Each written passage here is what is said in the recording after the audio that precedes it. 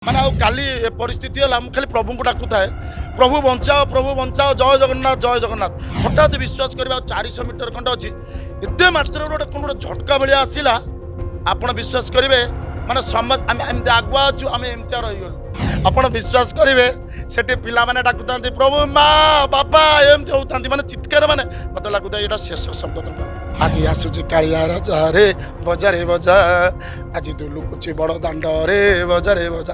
ଆଜ୍ଞା ମୋର ନିଜର ଅନୁଭୂତି ହେଉଛି, ବଡ଼ ଦାଣ୍ଡରୁ ଭଜନ କରି କରି କରି କରି କରି ଯାଉଥାଏ, ହରି ବୋଲ ରେ, ଦୁଇ ହାତ ଟେକି ଡାକି ମାଡି ଚାଲ ରେ, କଣ୍ଠେ ଦିଅ ହୁଳ ହୁଳି ବାଜୁ ଘଣ୍ଟ କର ତାଳି, କଣ୍ଠେ ଦିଅ ହୁଳ ହୁଳି ବାଜୁ ଘଣ୍ଟ କର ତାଳି, ନାଚି ନାଚି ଗାଇ ଗାଇ ଢଳି ଢଳି ରେ, ଆଜି ଆମ ଜଗା ଭାଇ ରଥ ଯାତ୍ରାରେ, ଦେଖ ଦେଖ ନନ୍ଦୀ ଘୋଷ ଆସି ଗଲାରେ, ଧୀରେ ଧୀରେ ଦୁଇ ଆଖି ଦେଖା ଗଲାରେ, ଦେଖିନଥିଲି ନେତ୍ରରେ ଦୁଇ ଆଖି ଏକା ଥରେ, ଦେଖିନଥିଲି ନେତ୍ରରେ ଦୁଇ ଆଖି ଏକା ଥରେ, ଯାହା ଦେଖିନଥିଲି ମୁଁ ନୀଳ କନ୍ଦରେ, ତାହା ପାଇଗଲି ମୁହିଁ ବଡ଼ ଦାଣ୍ଡରେ, ହରି ବୋଲ ରେ, ଦୁଇ ହାତ ଟେକି ଡାକି ମାଡି ଚାଲରେ।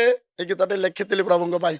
ଗୀତ ବୋଲି ବୋଲି ଯାଉଛି ଆଜ୍ଞା, ହଠାତ୍ ଅଳ୍ପ ବାଟ ଅଛି, ଆମେ ବହୁତ ଆଉ ଅଳ୍ପ ବାଟ ଅଛି ପ୍ରଭୁଙ୍କ ପାଖେ, ଆପଣ ସମସ୍ତେ ଆଗୁଆ ଆଗୁଆ ଆଗୁଆ ଆଗୁଆ ଆମେ ସବୁ ଚାଲିଥାଉ। ଆଉ ଗୋଟେ ଗୀତଟେ ମନେ ପଡ଼ିଲା ଯେ ଏଇ ଗୀତଟା, ଯେ ସେ ଗୀତଟା ବୋଲିଲା ବେଳେ ତ ଗୋଟେ ଅଘଟଣ ଆରମ୍ଭ ହେଇ, ଅଘଟଣ ମାନେ ଆମେ ମାନେ ଆଉ ନିଜେ ଭାବିଲି ମୁଁ, ମାନେ ଆଉ କାଲି ଏ ପରିସ୍ଥିତି ହେଲା ମୁଁ ଖାଲି ପ୍ରଭୁଙ୍କୁ ଡାକୁଥାଏ, ପ୍ରଭୁ ବଞ୍ଚାଅ, ଜୟ ଜଗନ୍ନାଥ। ହଠାତ୍ ଆମେ ପହଞ୍ଚି ଯାଇଛୁ, ଗୋଟେ ଜଣେ ବୁଢ଼ୀ ମାଉସୀ କହିଲେ ମୋତେ, ବାବା ଆଉ ଗୋଟେ ଗୀତ କ'ଣ ବୋଲୁନାହାନ୍ତି। ମୁଁ ସେ ଗୀତଟି ବୋଲୁଥାଏ ଯେ, ଆଜି ଆସୁଛି କାଳିଆ ରାଜା ରେ ବଜାରେ ବଜା, ଆଜି ଦୁଲୁକୁଛି ବଡ଼ ଦାଣ୍ଡରେ ବଜାରେ ବଜା, ଆଜି ଆସୁଛି କାଳିଆ ରାଜା ରେ ବଜାରେ ବଜା, ଆଜି ଦୁଲୁକୁଛି ବଡ଼ ଦାଣ୍ଡରେ ବଜାରେ ବଜା, ହରି ବୋଲ ଦେଇ ହାତ ଟେକି ଦେ ଭକତେ, ହୁଳହୁଳି ଦେଇ ହାତ ଟେକି ଦେ, କିଛି ନିହୁଁ ମୋର ତୁଣ୍ଡେ କହିଦେ, ଭକତେ ଜୟ ଜଗନ୍ନାଥ ମୁଖେ ଗାଇଦେ, ଆଜି କୁଣ୍ଢେଇବ ଆମ ଜଗାରେ, ଆଜି ଆସୁଛି କାଳିଆ ରାଜା ରେ ବଜାରେ ବଜା, ଆଜି ଦୁଲୁକୁଛି ବଡ଼ ଦାଣ୍ଡରେ ବଜାରେ ବଜା। ଏମିତି ହେଇକି ଆମେ ପୁରା ବିଭୋର ହେଇକି ଯାଉଛୁ। ସ୍ପେସ୍ ଥାଏ, ଏତିକି ନା ସ୍ପେସ୍ ଥାଏ, ମୁଁ ବଜେଇ ପାରୁଥାଏ, ମୋର ବାଜା ବଜେଉଥାଏ, ଯାଉଥାଏ। ହଠାତ୍ ବିଶ୍ୱାସ କରିବା 400 ମିଟର ଖଣ୍ଡେ ଅଛି, ଏତେ ମାତ୍ରାରେ ଗୋଟେ କ'ଣ ଗୋଟେ ଝଟକା ଭଳିଆ ଆସିଲା। ଆପଣ ବିଶ୍ୱାସ କରିବେ, ମାନେ ଆମେ ଏମିତି ଆଗୁଆ ଅଛୁ, ଆମେ ଏମିତିଆ ରହିଗଲୁ। ମୋ ଆଗ ଲୋକର ବେକଟା ମୁଣ୍ଡଟା ରହିଥାଏ ଏଇ ବେକରେ, ଆଉ ଏମିତି ଆଉ ଏମିତି ହେଇକି ନଇଗଲା ପରେ ଧୀରେ ଧୀରେ ଧୀରେ ଧୀରେ କିଛି ଲୋକ ପଡ଼ିଗଲେ, ତଥାପି ଏମିତି ଧୀରେ ଧୀରେ ଧୀରେ ଧୀରେ ଧୀରେ ତଳେ ଅଣନିଶ୍ୱାସୀ ହେଇଗଲେ ଲୋକମାନେ, 50-100 ତଳେ ପଡ଼ିଯାଇଥାନ୍ତି। ମାନେ ମୁଁ ନିଜେ ପ୍ରତ୍ୟକ୍ଷଦର୍ଶୀ, ମୁଁ ନିଜେ ଦେଖୁଥାଏ। ସେତିକି ବେଳେ ଗୋଟେ ବୁଢ଼ୀ ମାଉସୀଟା ପଡ଼ିଥାଏ, ସେ ବୁଢ଼ୀ ମାଉସୀଟାକୁ, ତଥାପି ମୁଁ ସେ ବୁଢ଼ୀ ମାଉସୀଟା ଗୋଟେ ଛୋଟିଆ ପିଲାଟାକୁ ଧରିଥାଏ, ମୁଁ ତାକୁ ଯେପଟେ ଦେଖିଦେଲି, ମୁଁ ନିଜେ ବୁଲି ପାରୁନଥାଏ, ତଥାପି ମୁଁ ନିଜେ ଜାଣି ଶୁଣି ପଡ଼ିଗଲି। ମୁଁ କହିଲି ଦେଖିବା କ'ଣ ହେଉଛି ଆଉ, ଏମିତି ଯେତେବେଳେ ଧାଇଁକିରି ପଡ଼ିଗଲି, ତାଙ୍କୁ ରକ୍ଷା କରିବିନି, ମୁଁ ପଡ଼ିଗଲା ପରେ ମୋ ହାତଟାକୁ ରଖିକି, ମୋ ବାଜା ସେପଟେ ରଖିକି ତାଙ୍କୁ ରଖିଲି। ସିଏ ଯେତେବେଳେ ତାଙ୍କୁ ଧୀରେ ଧୀରେ କହୁଥାଏ ଉଠେଇଥାନ୍ତି, ଆପଣ ବିଶ୍ୱାସ କର ମୋ ଉପରେ ଲୋକ ପଡ଼ିଥାନ୍ତି। ମୁଁ ନିଜେ ଭାବୁଥାଏ, ପ୍ରଭୁ ଆଜି ଏ କି ପରୀକ୍ଷାର ସମୟ ପକାଇ ଦେଇଛ ଆସିକି, ଆଜି ଏତେ ଭକ୍ତ, ମାନେ ମୁଁ ଚିନ୍ତା କରିପାରୁନି କେତେ ଲୋକ କାଲି ଯାଇନଥାନ୍ତୁ ପ୍ରଭୁ, କିନ୍ତୁ ଯଦି ମୁଁ କଳନା କରିବି 200 ନୁହଁ, 250 ନୁହଁ, 300 ଉପରେ ଆଜ୍ଞା। ଆପଣ ବିଶ୍ୱାସ କରିବେ, ସେଠି ପିଲାମାନେ ଡାକୁଥାନ୍ତି ପ୍ରଭୁ, ମା ବାପା ଏମିତି ହଉଥାନ୍ତି, ମାନେ ଚିତ୍କାର, ମାନେ ମତେ ଲାଗୁଥାଏ ଏଇଟା ଶେଷ ଶବ୍ଦ ତାଙ୍କର। ତଥାପି ଚେଷ୍ଟା କରିକି 2-3 ଜଣ ପିଲାଙ୍କୁ ଆଉ ସ୍ତ୍ରୀ ଲୋକ, ମୋର ଆଜ୍ଞା ମାଳି ଛିଣ୍ଡିଗଲା ଆଜ୍ଞା। ଏର ସବୁ ମାନେ ଆପଣ ବିଶ୍ୱାସ କରନ୍ତୁ, ମାନେ ମୁଁ ଏଇ ଟାଇପ୍ର ପଡ଼ିଥାଏ, ଏଇ ଟାଇପ୍ର ଥାଏ, ମୋ ଉପରେ ପଡ଼ିଥାଏ। ଧୀରେ ଧୀରେ ମୁଁ ବୁଲିକି ସେ ବୁଢ଼ୀ ମାଉସୀ ଯେତେବେଳେ ଉଠେଇଲେ, ତା ଲୁଗାଟା ବି ନଥାଏ ବଡ଼ଦାଣ୍ଡ ଅଳ୍ପ ବାଟରେ। ତଥାପି ଆମେ ଚେଷ୍ଟା କରିକି ମାନେ ମୁଁ କେତେ ଲୋକଙ୍କୁ, ସେଠି 2ଟା ପିଲାଙ୍କ ପିଲା, ସ୍ତ୍ରୀ ଲୋକ, ବେଶୀ ବେଶୀ ହଇରାଣ ହେଇଯାଇଛି ବଙ୍ଗାଳୀ ଲୋକ। ସିଏ ମାନେ କହୁଛନ୍ତି ଏ ଛେଲେ ଏମିତି ଏମିତି ହଉଥାନ୍ତି। ତଥାପି ଚେଷ୍ଟା କରିକି କଲୁ, କିନ୍ତୁ ଯାହା ତ ନିୟମ ଥିବ। କିନ୍ତୁ କାଲିର ଘଟଣା ଶୁଣିଲେ ମୁଁ ଭାବେ ଆଜ୍ଞା, ଆପଣ ବିଶ୍ୱାସ କରିବେ, ଆମର ବୈଷ୍ଣବ ପୁରୀ ନଙ୍ଗୁଳି ମଠ, ସେଠି ବାବା ମଧ୍ୟ ଅଛନ୍ତି। ସେଠି ମଧ୍ୟ ଓମ୍ ବାବା ବସିଛନ୍ତି। ସେ ମୋତେ ଆଇଲା ବେଳକୁ କହିଛନ୍ତି ତମେ ଆସିବ ଏଠି ଆମେ ବସିବା କୋଉଠି ମଠଟି। ତାପରେ ଚିତ୍ରକାର ହେଉଛନ୍ତି ନନ୍ଦିଘୋଷ ରଥର, ତାଙ୍କର ରୂପକାର ସିଏ ମଧ୍ୟ ଫୋନ୍ କରିଛନ୍ତି।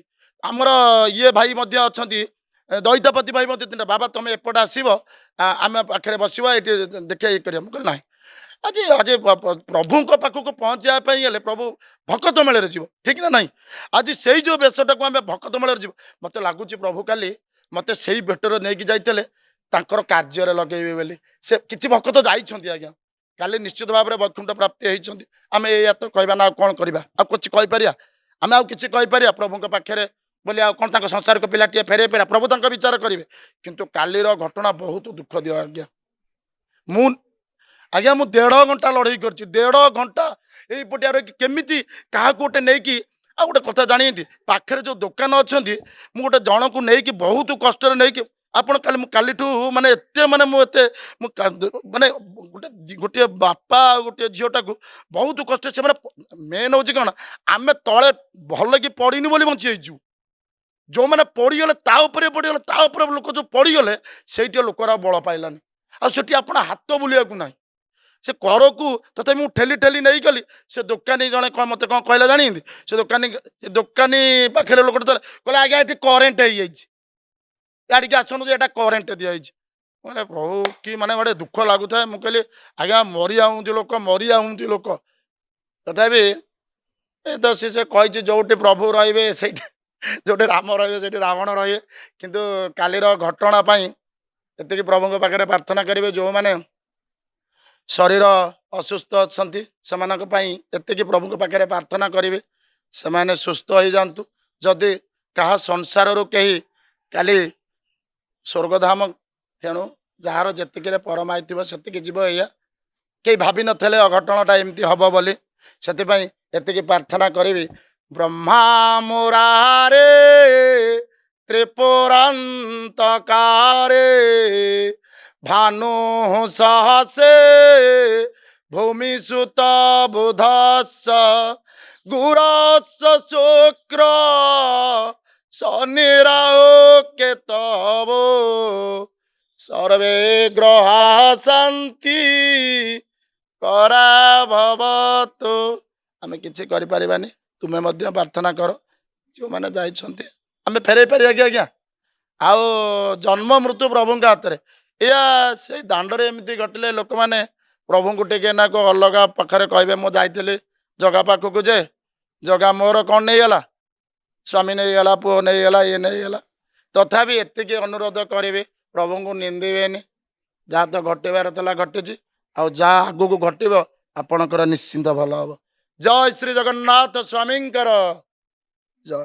ମନ କହୁଛି କିଛି ନୂଆ କରିବା ପାଇଁ, ହେଲେ ପାଖରେ ସମ୍ବଳ ନାହିଁ। ତେବେ ବ୍ୟସ୍ତ ହୁଅନ୍ତୁ ନାହିଁ, ମଧୁଲିକା ଏଣ୍ଟରପ୍ରାଇଜେସ୍ ଏବେ ବୁଝିବ ଆପଣଙ୍କ ମନ କଥା। କ୍ଷୁଦ୍ର ଶିଳ୍ପ ଠାରୁ ନେଇ ମଧ୍ୟମ ଶିଳ୍ପ ପାଇଁ ସୁଲଭ ମୂଲ୍ୟରେ ଯୋଗାଇ ଦେବ ସମସ୍ତ ପ୍ରକାର ମେସିନ ଓ ର ମ୍ୟାଟେରିଆଲ, ଯାହାକୁ ନେଇ ଆପଣ ସହଜରେ ଆରମ୍ଭ କରିପାରିବେ ନୂଆ ଏକ ବ୍ୟବସାୟ। ଅଧିକ ଜାଣିବା ପାଇଁ ଆଜି ହିଁ କଲ୍ କରନ୍ତୁ